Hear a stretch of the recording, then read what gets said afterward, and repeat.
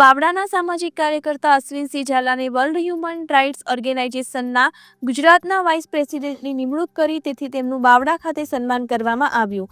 ગુજરાતમાં vice president તરીકે નિમણૂક થતાં બાવળામાં તેમનો સન્માન સમારંભ યોજાયો.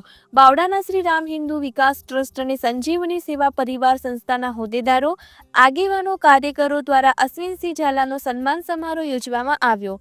આ સ્વાગત સમારંભમાં બાવળાના અનેક સંસ્થાના લોકો, બાવળાના નાગરિકો અશ્વિનસિંહને અભિનંદન પાઠવવામાં આવ્યા હતા. તેમને પુષ્પમાળા પહેરાવી અને શ્રીરામ ભગવાનનો ફોટો ભેટ અર્પણ કરી તેમનું સન્માન કરવામાં આવ્યું હતું. સાથે તેમને જણાવ્યું હતું કે જે હોદ્દો આપવામાં આવ્યો છે તેમાં હું દરેક ક્ષણે નાનામાં નાના માણસના હકો માટે કાર્યરત રહીશ અને જ્યાં પણ જરૂર હશે ત્યાં તેમના સુધી પહોંચવા માટે કટિબદ્ધ રહેવા જણાવ્યું હતું. અશ્વિનસિંહ ઝાલાએ પોતાના સન્માન માટે આવેલ દરેક સંસ્થાનનો દિલથી આભાર વ્યક્ત કર્યો હતો. રિપોર્ટર મહેશ મકવાણા, અમદાવાદ.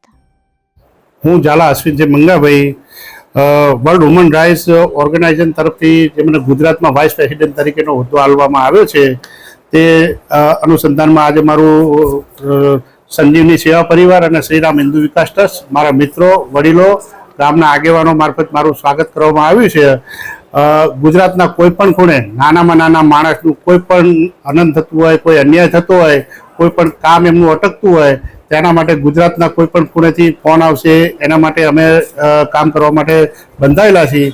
કોઈ પણ જરૂરિયાત હોય, કોઈ પણ મુશ્કેલી હોય તો અમારો કોન્ટેક્ટ કરી શકે છે. એ આ શ્રીરામ હિન્દુ વિકાસ ટ્રસ્ટ, સંજીવની સેવા પરિવાર, અમારા મિત્રો, વડીલો, પત્રકારશ્રી ભાઈઓનો બધાનો દિલથી હું આભાર માનું છું. જય શ્રી રામ.